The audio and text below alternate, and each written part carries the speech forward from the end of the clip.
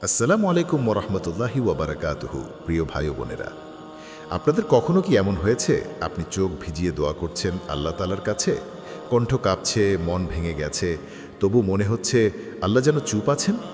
হয়তো ভাবছেন, আমার দোয়া কি আদৌ কবুল হচ্ছে, নাকি আমি এত তুচ্ছ যে আমার ডাক আসমানে পৌঁছায় না? কিন্তু না, রাসূলুল্লাহ সাল্লাল্লাহু আলাইহি ওয়াসাল্লাম আমাদের এমন এক খবর দিয়েছেন যা শুনলে আপনার বুকটা হালকা হয়ে যাবে। তিনি বলেছেন, ৩ ধরনের দোয়া কখনো বিফলে যায় না।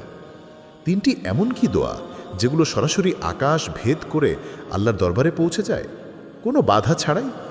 আপনি কি জানেন সেই ৩ জন কারা? চলুন আজকের এই ভিডিওতে জেনে নিই কার দোয়াকে আল্লাহ কখনো ফিরিয়ে দেন না।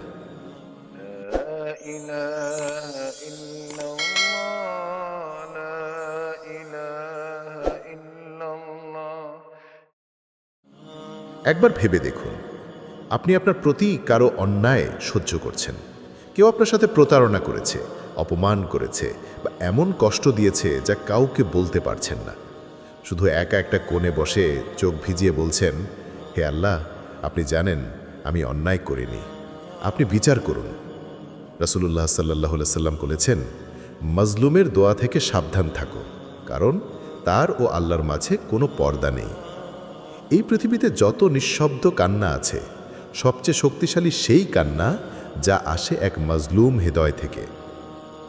আপনি হয়তো ভাবছেন কেউ শুনছে না, কেউ দেখছে না, কিন্তু সেই নিঃশব্দ আর্তনাদ আকাশ ভেদ করে পৌঁছে যায় আরশের মালিকের দরবারে। কোরআনে আল্লাহ তাআলা বলেন, আর জালিমরা যা করছে আল্লাহকে তুমি সে বিষয়ে মোটেই গাফেল মনে করো না। আল্লাহ তো তাদের অবকাশ দিচ্ছেন ওই দিন পর্যন্ত যেদিন চোখ পলকহীন তাকিয়ে থাকবে। সূরা ইব্রাহিম আয়াত ৪২। আপনার কান্না বৃথা যায়নি, আপনার ধৈর্য বৃথা নয়, কারণ আল্লাহ কখনো জুলুমকে অগোচরে রাখেন না, আর মজলুমের দোয়াকে তিনি কখনো ফিরিয়ে দেন না।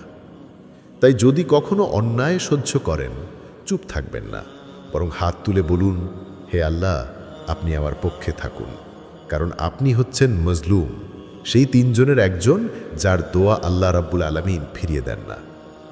এখন আসুন জেনে নেই কে সেই দ্বিতীয় ব্যক্তি। ধরুন একজন মানুষ একা পথে হাঁটছে, হয়তো দেশের বাইরে, হয়তো অচেনা শহরে। চারপাশে কেউ নেই, পরিচিত কোনো মুখ নেই। রাতের অন্ধকার, সামনে লম্বা রাস্তা, হৃদয়ে শুধু একটাই ভাবনা, আমি একা নই, আমার রব আমার সঙ্গে আছেন। এই অবস্থায় যখন সে হাত তুলে বলে, হে আল্লাহ, আপনি আমার যাত্রা সহজ করে দিন, আপনি আমাকে নিরাপদে রাখুন, তখন সেই দোয়া সরাসরি আকাশের দিকে উঠে যায়।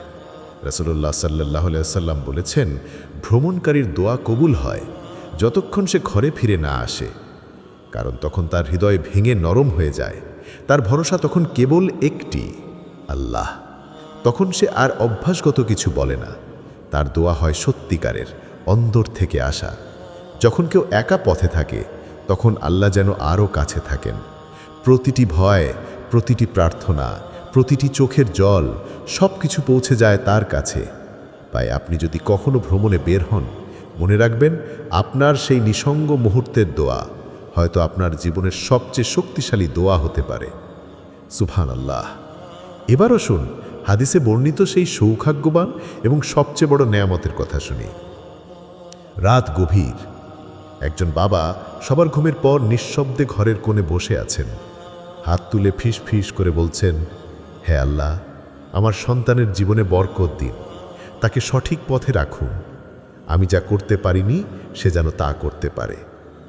এই দোয়া এমন এক ভালোবাসা থেকে আসে যা কোনো শর্তে বাধা নয়, কোনো স্বার্থে ঢাকা নয়। রাসূলুল্লাহ সাল্লাল্লাহু আলাইহি ওয়াসাল্লাম বলেছেন, ৩ জনের দোয়া প্রত্যাখ্যাত হয় না, মজলুমের দোয়া, মুসাফিরের দোয়া এবং পিতার দোয়া সন্তানের জন্য। পিতার দোয়া সরাসরি পৌঁছে যায় আল্লাহর দরবারে, হয় তা সঙ্গে সঙ্গে কবুল হয়, না হয় কোনো বিপদ থেকে বাঁচায়, অথবা কিয়ামতের দিন সেই দোয়া এক বিশাল পুরস্কার হয়ে ফিরে আসে। আপনি যদি বাবা অথবা মা হয়ে থাকেন, তবে জেনে রাখুন আপনার সন্তানের জন্য আপনার করা দোয়াই তার জীবনের সবচেয়ে বড় ঢাল। আর আপনি যদি সন্তান হন, তবে ভাবুন তো কত নিঃশব্দ রাতে আপনার বাবা মা আপনার জন্য চোখ ভিজিয়ে দোয়া করেছেন, আপনি জানেনই না। সুবহানাল্লাহ। এই তিনজনের দোয়া, মজলুমের, মুসাফিরের আর পিতামাতার, আল্লাহ কখনো ফেরান না। কারণ এই দোয়াগুলো আসে ভাঙা হৃদয় থেকে, আশ্রয়হীন মুহূর্ত থেকে আর নিঃস্বার্থ ভালোবাসা থেকে। কোরআনে আল্লাহ তাআলা বলেন, আর তোমাদের রব বলেছেন, তোমরা আমাকে ডাকো, আমি তোমাদের জন্য সাড়া দেব। নিশ্চয় যারা অহংকার বশত আমার ইবাদাত থেকে বিমুখ থাকে, তারা অচিরেই লাঞ্ছিত অবস্থায় জাহান্নামে প্রবেশ করবে। সূরা গাফির আয়াত 60। তাই দোয়া করুন, সব ভয়, সব কষ্ট, সব আশা নিয়ে মন খুলে বলুন আপনার রবের সামনে। বিশ্বাস রাখুন, তিনি শুনছেন। আপনি শুধু ভালোবাসা দিয়ে ডাকুন, কারণ আপনি এমন এক রবকে ডাকছেন যিনি হলেন আল করিম, মহাসম্মানিত, মহাদয়ালু, যিনি কখনো ফিরিয়ে দেন না সেই দোয়া যা ঝরে পড়ে এক নিঃস্ব হৃদয় থেকে। আল্লাহ আমাদের তৌফিক দিন যেন জীবনের এই মুহূর্তগুলোকে আমরা সুন্দরভাবে কাজে লাগাতে পারি, বেশি বেশি দোয়া করে তার রহমত অর্জন করতে পারি। আমিন। ইব্রাহ হুইসপারার।